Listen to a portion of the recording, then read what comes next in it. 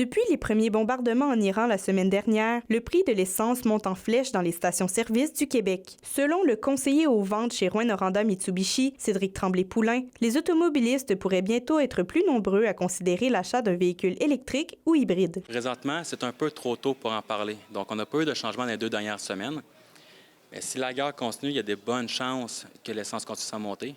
Puis si on atteint des 1,90 2 $ le litre, là, c'est là qu'on va avoir un gros engouement. Lors du COVID, quand le prix de l'essence a augmenté, le monde se sont tous précipités sur les hybrides rechargeables et les chars électriques. Ce type de voiture étant sur le marché depuis plusieurs années déjà, la situation actuelle pourrait-elle influencer les prochaines acquisitions des usagers de la route? Étant donné que je demeure en région, je ne me vois pas encore. Je n'ai pas assez d'endroits pour brancher l'auto un peu partout sur les routes. Fait que hybride, pour moi, c'est parfait. Sûrement à cause du coût de l'essence présentement qui est rendu ridicule. Au niveau de l'environnement, là.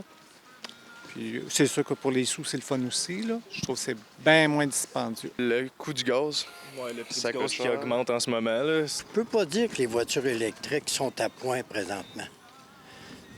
Par contre, ça ne me dérangera pas d'en avoir une, mais ça prendrait une bonne planification. Chez Thibault Chevrolet, le conseiller Fad Barka sent déjà une vague d'engouement. En fin de semaine, c'est ma plus grosse fin de semaine où j'ai eu le plus de walk-in pour les véhicules électriques.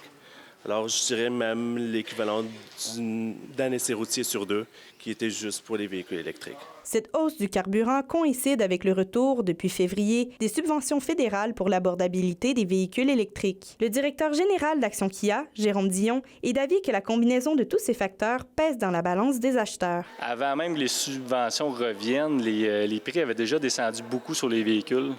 Et ça a ramené le véhicule électrique dans les choix des clients. Pour nous, les manufacturiers, on a une belle offre de véhicules électriques.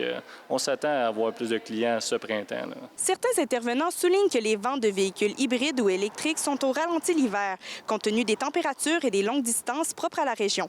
Alors que le marché se peaufine, peut-être est-ce que l'ascension du prix de l'essence sera l'argument nécessaire pour convaincre les automobilistes à faire le saut. Mia Alexis, RNC Nouvelles, Rouyn-Noranda.